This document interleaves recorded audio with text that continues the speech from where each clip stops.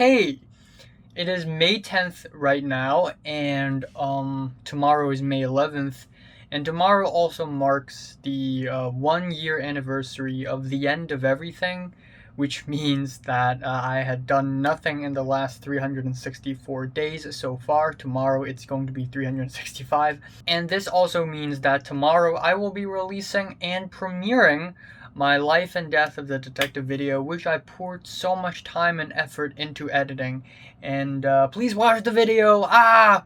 Anyways, today I'm going to be talking about 4 albums, 4 musical releases, and I decided to put them together because I'm not going to make a full-length review for each and one of these. So I'm just gonna talk about them like all at once in one video. Let's go. Starting off, we have Kero Kero Bonito's latest EP, Civilization 2. And Kero Kero Bonito is electropop trio based in the UK, and this is Civilization 2, which is obviously the sequel to Civilization 1. And even though this EP only has 3 tracks, oh my god, this is amazing. This is amazing. Every single track in these 3 tracks are actually amazing. They do not miss once. So let's talk about the concept of this EP first. Essentially, Civilization 2 is about the end of humanity. It is actually pretty apocalyptic, but also at the same time very poppy, bright, fun, and playful, which is a very interesting thing, with very interesting musical concept. So anyways, the EP starts off with The Princess and the Clock, also the big lead up single to this EP, and damn, this song is a banger. It is uplifting, it is a feel good pop with, again, apocalyptic, the end of the world lyrics. We have these amazing 80s style synths, reverby vocals by Sarah Bonito, which is the vocalist of the trio, and these bridges that are chopped up in a way. And usually I'm not a huge fan of these chopped up bridges, but I'm actually really liking it here. It really adds a lot of brightness into the song, and the chorus absolutely slaps. And then we have the track April 21st, 2020, which is written in a way it's 21/04/20, and it is a very relaxing and laid back bedroom type of pop. I wouldn't necessarily say it's bedroom pop, but it's about the same. And this song essentially describes a day in the life in the middle of a quarantine, a pandemic. And again, the lyrics being about how humanity is suffering and losing hope in the midst of the pandemic, while the instrumentals are so soft and bright and fun. It's a really nice contrast, and it's also really well written with some great production and great vocals. Then we have the track Well Rested, which is this 7-minute long absolute genius disco synth jam, where it starts off with these soft Japanese spoken word, rhythmic spoken word provided by Sarah, and like I don't know why, but like if you do this with any other language, it's just not gonna work. But if it's done in Japanese, it just sounds so cool. And then it transitions into this really catchy, sort of this disco washed out song with shuffly beats, walls of melting synths, and also really energetic and intense spoken word. Also a lot of groovy house beats on this track, which is amazing, and it also alters a little bit here and there towards the end, which is really nice. So yeah, this EP, probably EP of the year. I know 2021 is not over, but this EP is so friggin' great, I might as well announce that this is EP of the year. Feeling a 9 out of 10 on this one. I absolutely like it. Alright, next up I will be talking about the latest Taylor Swift album, Fearless, parenthesis, Taylor's version. Essentially, so, you know, the reason behind Taylor Swift re-recording all of her old albums is because So it's really complicated, but essentially, this guy, Scooter Brown, he, I think, belongs to Taylor Swift's old record label, and somehow something happened, and now the record label owns all of Taylor Swift's old songs, but Taylor herself does not own any of her old songs, which is ridiculous and really sad. And this is why she has to record all of her old albums in order to own her own music again. Not really again, but re-record it and own it. And her old stuff is still owned by her old record label. So yeah, it's pretty depressing, honestly. But yeah, Fearless, here we go. Fearless originally is released in 2008, and now she re-recorded everything, and it is a 1 hour and 40 something minute long album with tons of tracks. Not only tracks from the original Fearless, but also from the Platinum Edition and from the Vault. And yeah, while I think again, I feel really bad for Taylor Swift. This old record label, man, just screw that label. Just screw that label. But yeah, the re-recording of the original Fearless is pretty faithful to the original. I mean, what can I say? It's nearly a note for note remake, and all the instrumentals are pretty much the same. The song durations, they're all the same, and there isn't much to talk about this album other than it's pretty much the same as the original Fearless, except I guess for Taylor Swift's more mature vocals and the production quality higher, but still it's pretty much the same. And that being said, I'm still going to say that I don't entirely enjoy this album or think that this album is that great or anything, because the original Fearless isn't really all that great itself. I mean, sure, a lot of the tracks are really catchy, they're really fun, like the title track, the track 15, Love Story, of course, Tell Me Why, Changes, they're all highlights on the album for me, and essentially Taylor Swift blends genres of country, pop, and rock together really well and forms some really catchy tunes. But that being said, her writing style, the lyrics, the song structures, they're still nowhere near as good or as solid as the ones she would write nowadays. And also, the songs are just not really all that well written on this album, to be expected. But that being said, yeah, screw the old record label.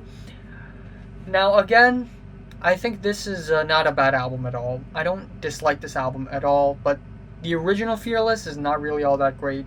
Kind of mediocre. Same goes for this one. Kind of feeling a light 6 out of 10.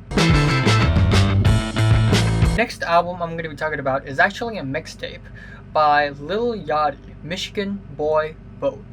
And yeah, Lil Yachty, rapper, rap guy, rap man, he's back. And lately he has been dropping one very drab, bland album and mixtape after another.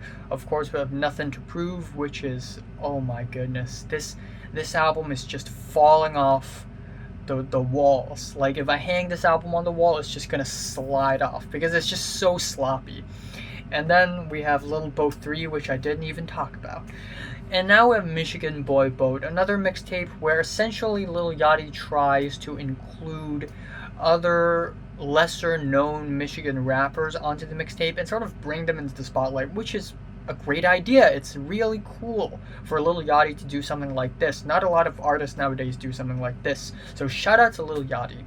But that being said though, this mixtape is still drab and bland as hell. It is the year 2021 and most of the tracks on this mixtape is still this really basic drab trap rap. And you know, to think about it is actually quite hilarious how like a lot of the big artists nowadays have already moved on from this genre or is moving on from trap rap because they all know that it's beginning to, you know, grow out of popularity.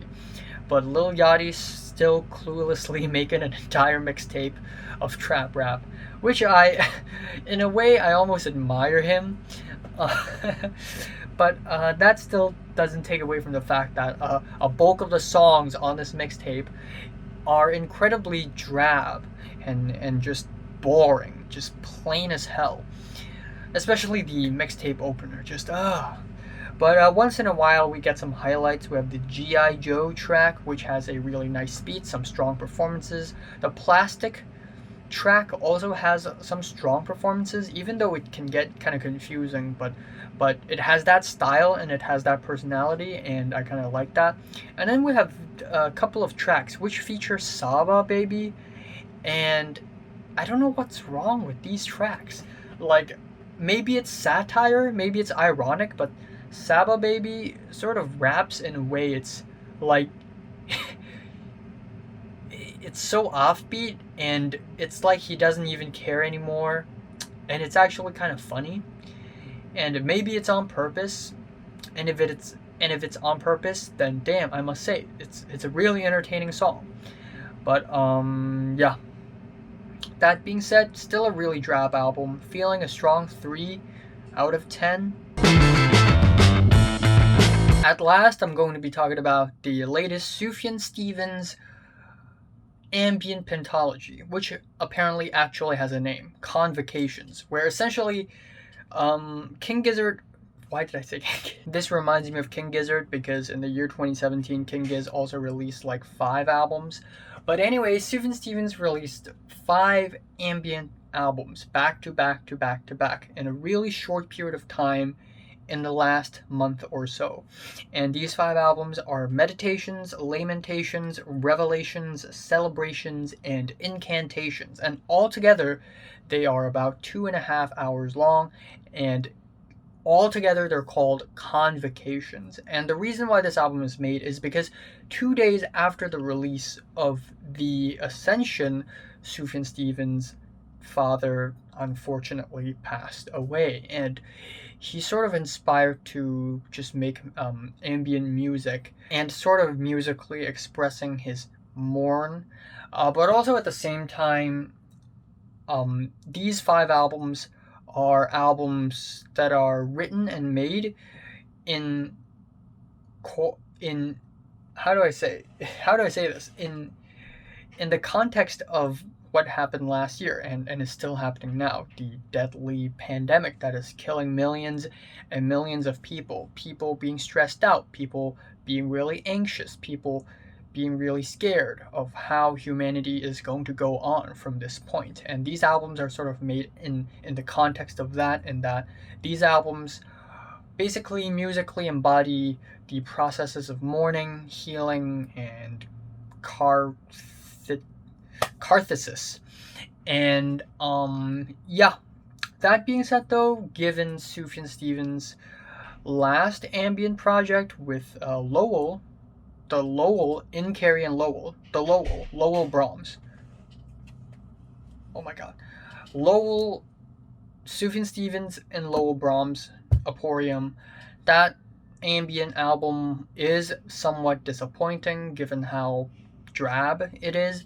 These 5 albums aren't really all that great either. Now, they're not terrible, but they're all just really kinda regular and basic as far as ambient music goes. Now, I'm not an ambient expert, but when it comes to ambient music, there are so many ways to keep it ambient but still have very impressive sound play and structures that really makes these ambient tracks express certain moods and atmospheres and feelings that is just absolutely genius.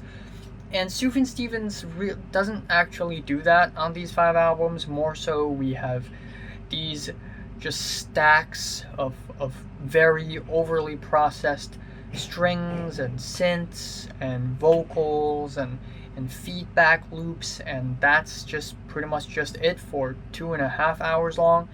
And I must say, I prefer Lamentations and Revelations over the other 3. I think these 2 albums sound slightly darker and slightly sadder than the other three, and there are some really interesting and sort of mesmerizing feedback loops on the album Lamentations. And on Revelations, there are these like alarm sounds and metal clanging and these chopped up vocals that are very well utilized. And these types of tracks also show up a little bit here and there on three other albums, but not as prominently or as interestingly as on those two albums. And yeah, I'm just gonna leave it at that. I totally understand why Sufjan Stevens would put out these albums, and I think it is a really good idea in concept. And I also think the album art is amazing. I mean, it's five of the very similar albums, and you can really tell with the album covers. The colors are provocative, and yeah, it's some good album art. What can I say? But I think the album itself is just not really all that compelling, nor all that memorable. I am feeling like a 5 out of 10 for all 5. So, have you listened to the latest Kero Kero Bonito, Taylor Swift, Lil Yachty, and Sufjan Stevens? What would you rate them? Like if you like them, hate if you hate them, and subscribe if you want more, and thanks for watching.